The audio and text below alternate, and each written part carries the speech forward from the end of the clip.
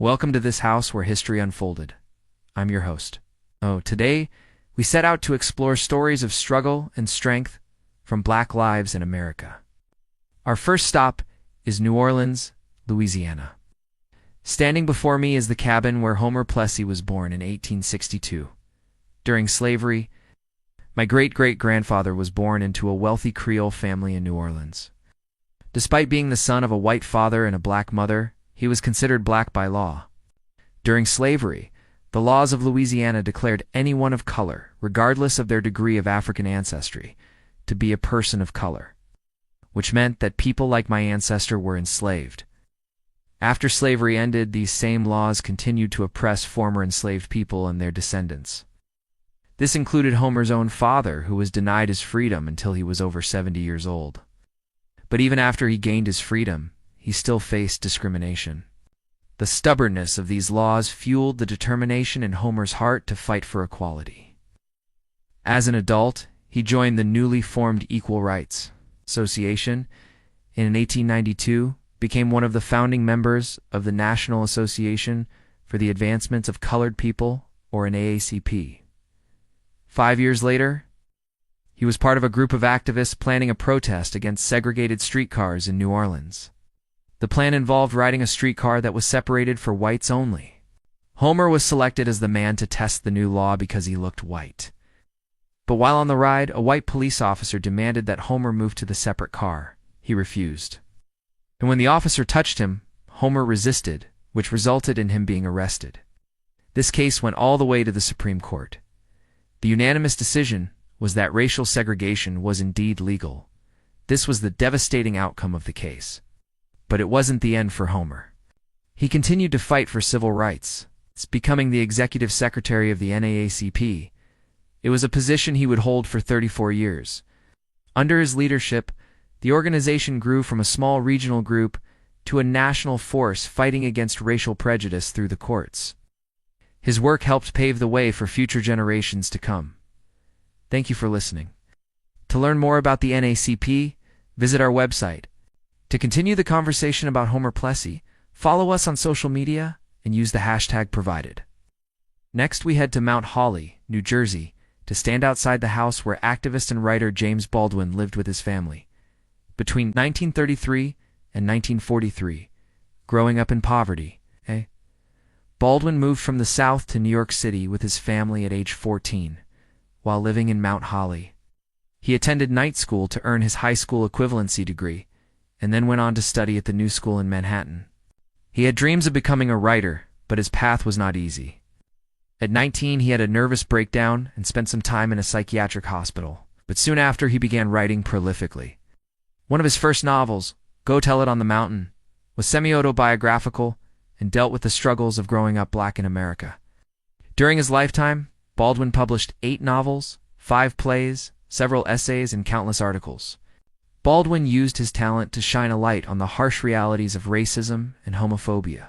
His powerful words challenged the status quo and left an enduring impact on American literature and culture. Sadly, Baldwin passed away in 1987, but his legacy continues to inspire writers and activists around the world. Thank you for listening.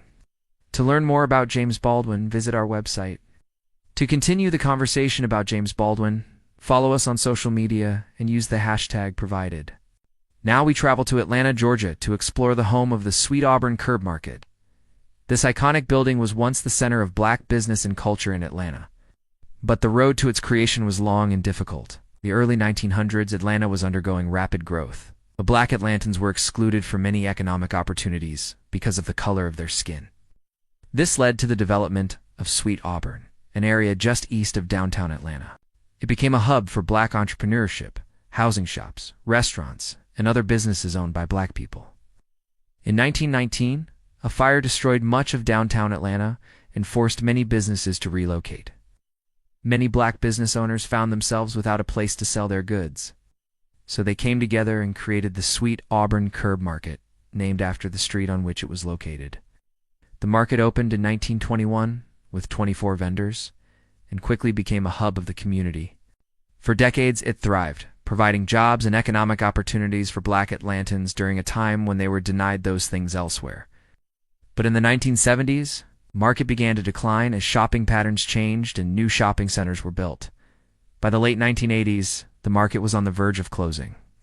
But the community fought back, launching a successful campaign to save it. In 1995, the market was placed on the National Register of Historic Places, and today it continues to be a vital part of Atlanta's cultural landscape. Thank you for listening. To learn more about the Sweet Auburn Curb Market, visit our website. To continue the conversation about the Sweet Auburn Curb Market, follow us on social media and use the hashtag provided. To close our tour today, we head to Chicago, Illinois, to stand in front of the Deuceable Museum of African American History. The museum was founded in 1961, making it the first museum in the world dedicated to African American history. Its creation was the brainchild of Dr. Margaret Burroughs, a local school teacher. She had a vision of a museum that would celebrate the achievements of Black Americans and challenge the narrative that they had no role in shaping the nation's history. But she soon realized that to make this dream a reality, she needed help. So she reached out to her friend Charles Sutton, who was a well-known figure in Chicago's black art scene. Together, they formed the nucleus of what would become the museum's board of directors. They set out to raise funds for the museum, but they faced an uphill battle. Many wealthy donors were hesitant to support a museum dedicated solely to Black history, believing that it would be divisive. But Burroughs and her colleagues were determined to succeed. They organized events and fundraisers, reaching out to individuals and organizations throughout the city. Eventually, their hard work paid off, and the museum opened its doors on November 1st, 1961. The collection started small, but over the years it has grown to include thousands of artifacts, photographs, and documents. In 2008, the museum moved to a larger space in the heart of Chicago's South Side, allowing them to expand their exhibits and educational programs. Today, the museum is a vital resource for anyone seeking to learn more about African American history and culture. Thank you for listening. To learn more about the Deuceable Museum of African American History, visit our website. To continue the conversation about the Deuceable Museum of African American History, follow us on social media and use the hashtag provided. Thank you for joining us on this episode of This House. We are glad you're here exploring Black history with us. If you enjoyed this episode, be sure to check out more stories from this house and subscribe to our channel for more stories like these. You can also leave us a comment below about your experience learning about these important historical figures and events.